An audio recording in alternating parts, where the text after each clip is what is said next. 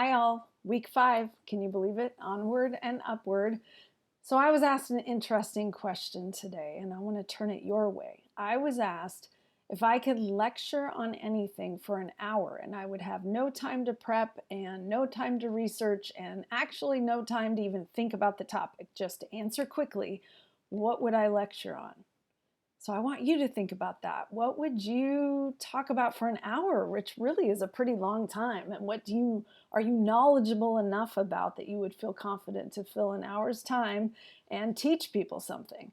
So my answer, which in some ways sounds a little bit dull, but the more I think about it, the more I would answer the same way. My answer was writing and effective communication. And I really believe that in every facet of our lives, in every way, that's a place where we need to do it well. And yet, as a culture, we tend to falter. And I hope you're aware that we are writing now more than ever in the history of the world. So even in the era when I was raised and when I was going through K through 12 experience, we would write papers certainly, and we would write letters that actually went in the mail and sometimes took 3, 4, 5 days, sometimes a week to get there. But we didn't text and we didn't email and we didn't Snapchat and put some pithy little phrase on Instagram or Facebook. We're writing all day long, every day. And it's wonderful and it's amazing because we're more interconnected than we ever have been.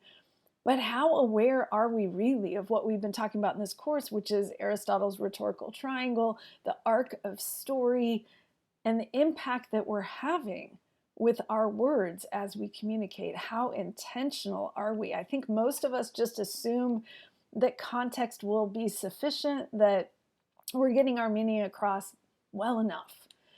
But is that enough, really?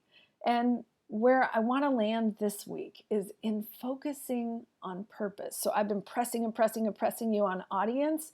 And for some of you on your audience description, some of you are just nailing it. And some of you I'm saying, we need more. We need more.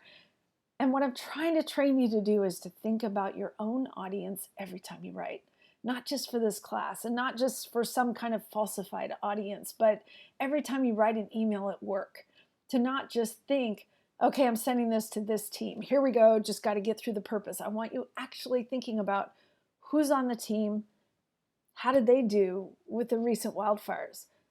Did any of them have to evacuate? And so where are they mentally right now? And if I'm trying to impart this information, are they going to hear me well?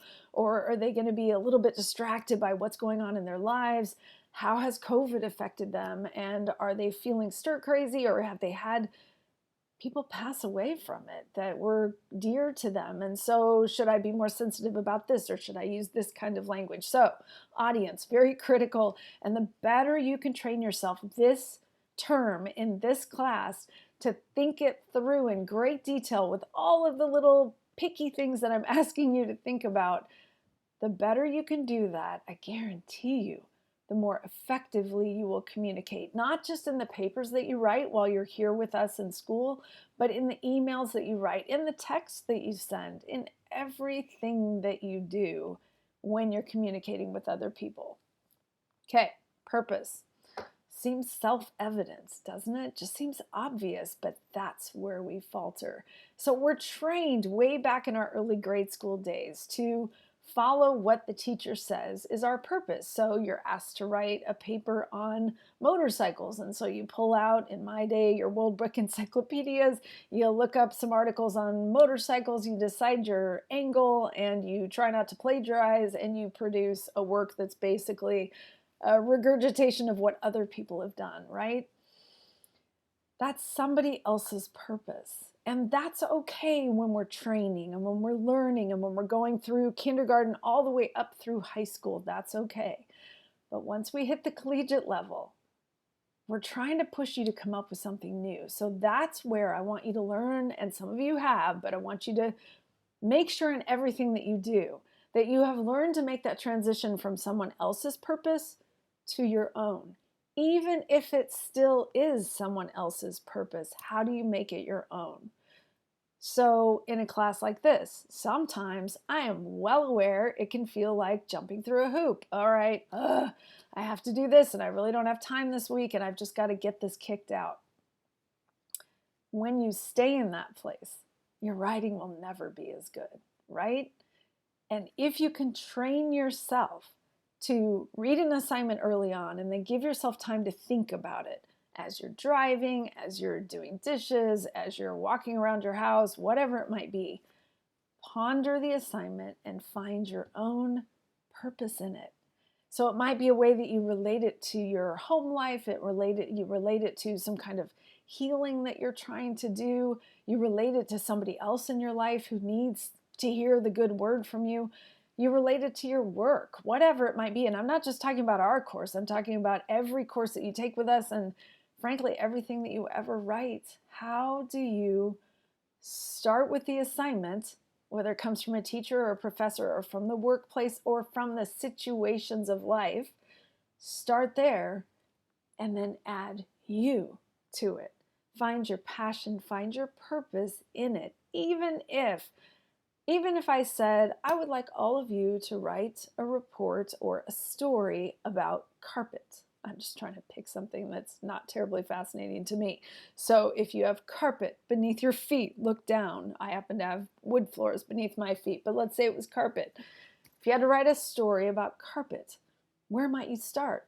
And if we were to all be in a classroom right now and I were to ask you that question and you were to answer, I suspect we would get as many different answers as there are people in this class if you were to dig in and just give it a moment of creative thought.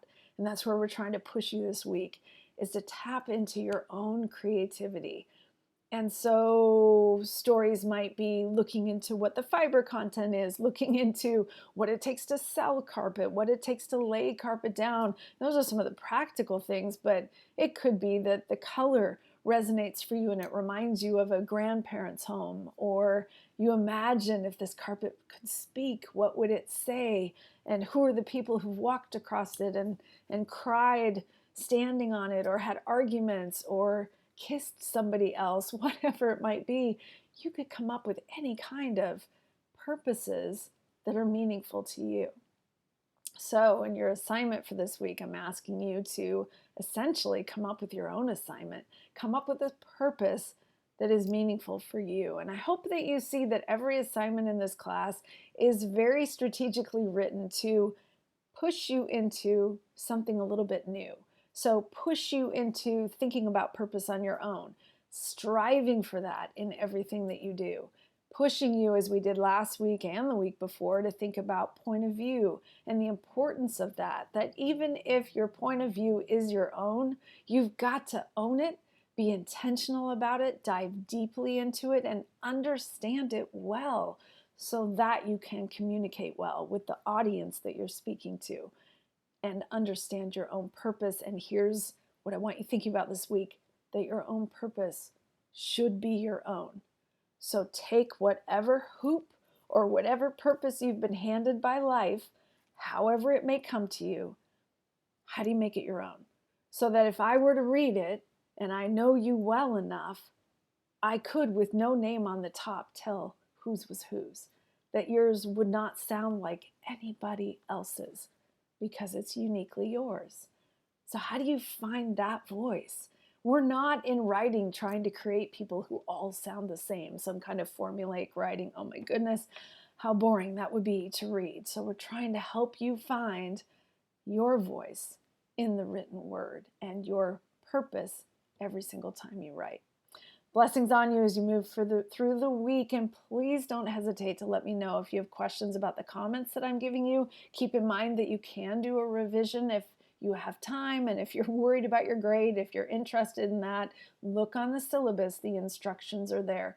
Please make sure that every time you do an assignment that you are reading those instructions carefully to make sure that you hit every component of the assignment, whether it's page length or it's the audience description as an appendix, whatever it might be. Just make sure right before you submit that you read it carefully and you know what those components are.